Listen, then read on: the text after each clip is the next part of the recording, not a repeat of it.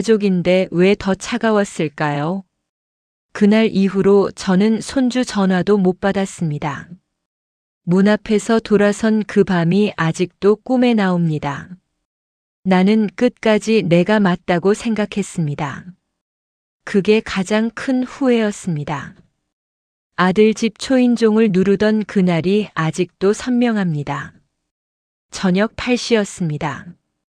서울 강동구 아파트 복도는 춥고 조용했습니다. 내 손에는 귤 한 봉지가 들려 있었습니다. 그런데 문이 반쯤 열리더니 아들이 낮은 목소리로 말했습니다. 아버지, 오늘은 그냥 가세요. 나는 웃으면서 들어가려 했습니다.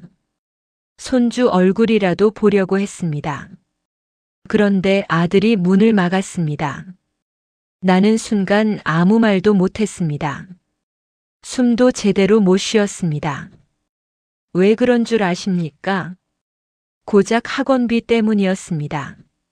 아니, 정확히는 내 자존심 때문이었습니다. 퇴직하고 처음 맞는 겨울이었습니다. 오후 5시만 되면 집이 캄캄했습니다. 아내는 먼저 세상을 떠났고 나는 혼자 밥을 먹는 시간이 길어졌습니다.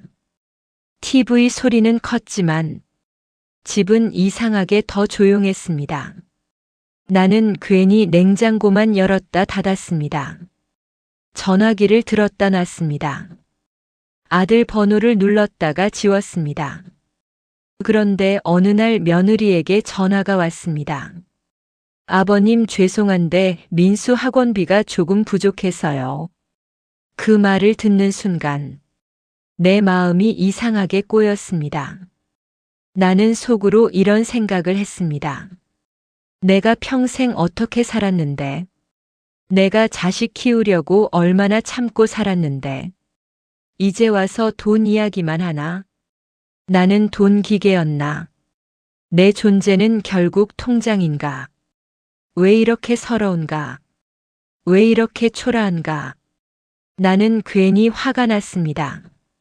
사실 화가 난 건 며느리가 아니었습니다. 늙어버린 내 처지가 화가 났습니다. 그런데 그걸 몰랐습니다. 그때는 정말 몰랐습니다. 나는 돈 이야기 듣는 순간 마음이 무너졌습니다. 괜히 큰 소리를 쳤습니다. 이제 나도 없다고 말했습니다. 전화가 끊기고 계속 후회했습니다. 그 한마디가 그렇게 오래 남을 줄 몰랐습니다. 며칠 뒤 아들이 전화를 했습니다. 밤 10시였습니다. 나는 거실 소파에 누워 있었습니다. 아버지, 왜 그렇게 말씀하세요?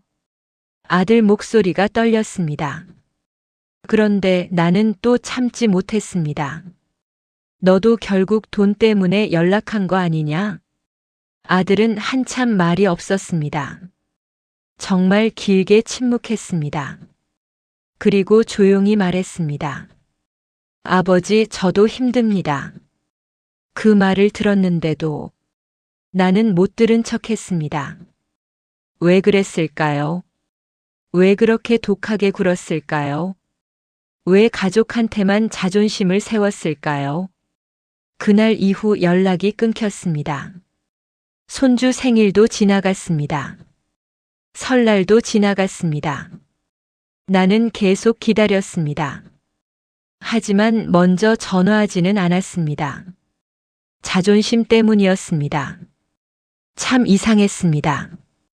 외로우면 전화하면 되는데, 보고 싶으면 찾아가면 되는데, 나는 그 쉬운 걸 못했습니다. 봄이 오던 날이었습니다. 오후 2시였습니다. 혼자 동네 국밥집에서 밥을 먹고 나오는데 유리창에 비친 내 얼굴을 봤습니다. 정말 늙어 있었습니다. 그 순간 갑자기 아내 생각이 났습니다. 아내는 살아있을 때 늘 말했습니다. 당신은 가족한테 왜 그렇게 무뚝뚝해? 나는 늘 대답했습니다. 가족이니까 알겠지. 그런데 아니었습니다. 가족이라도 말해야 했습니다. 가족이라도 표현해야 했습니다. 나는 그걸 평생 몰랐습니다. 집에 돌아와 앨범을 꺼냈습니다. 아들이 초등학교 운동회에서 웃던 사진이 나왔습니다.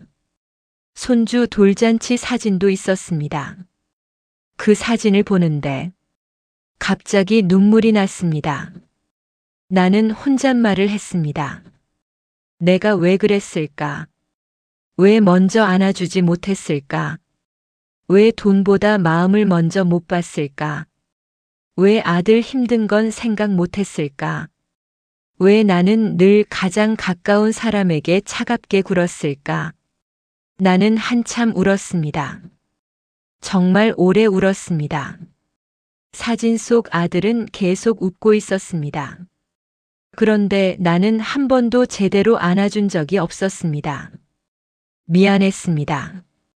너무 늦게 알았습니다. 가족이라 더 아프다는 걸 그제야 알았습니다. 결국 나는 아들 집으로 갔습니다. 비 오는 토요일 저녁이었습니다. 엘리베이터 안에서 손이 떨렸습니다. 괜히 내려갈까도 싶었습니다. 문 앞에 서 있는데 심장이 너무 뛰었습니다.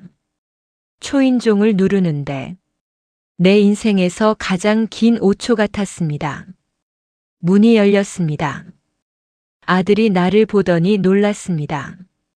나는 준비했던 말을 다 잊어버렸습니다. 그리고 겨우 한마디 했습니다. 미안하다. 그 말이 왜 그렇게 어려웠는지 모르겠습니다. 왜 평생 그 말을 못했는지 모르겠습니다. 나는 고개를 못 들었습니다. 정말 부끄러웠습니다. 그런데 아들이 먼저 울었습니다. 아버지, 저도 죄송했습니다. 그 말을 듣는 순간 내 마음이 무너졌습니다. 나는 아무 말도 못했습니다. 눈물만 계속 났습니다. 손주가 뛰어나왔습니다. 할아버지, 그 한마디에 나는 정말 살 것 같았습니다. 그날 밤 같이 밥을 먹었습니다. 멸치볶음 하나에도 웃음이 났습니다. 손주가 귤을 까주는데 괜히 눈물이 났습니다. 나는 처음으로 아들 이야기를 끝까지 들어줬습니다. 아들도 힘들었습니다. 회사에서 버티는 것도, 아이 키우는 것도, 대출 갚는 것도 다 힘들었습니다. 그런데 나는 내 서운함만 보고 있었습니다. 그게 너무 미안했습니다. 나는 처음으로 아들에게 미안하다고 했습니다. 아들도 울었습니다. 손주가 우리 손을 잡았습니다. 그 순간 집이 다시 가족처럼 느껴졌습니다. 나는 그날을 평생 못 잊을 겁니다. 식사 끝나고 손주가 말했습니다. 할아버지 사진 찍어요. 우리는 거실에서 가족 사진을 찍었습니다. 사진 속 나는 웃고 있었습니다. 정말 오랜만이었습니다. 집으로 돌아오는 길에 나는 계속 그 사진을 봤습니다. 그리고 처음으로 이런 생각이 들었습니다.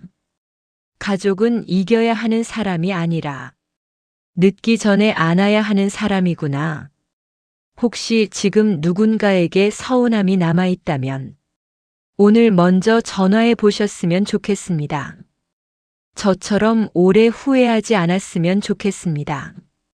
그리고 이 이야기가 조금이라도 마음에 남으셨다면 좋아요와 댓글, 구독으로 함께 이야기 나눠주시면 감사하겠습니다.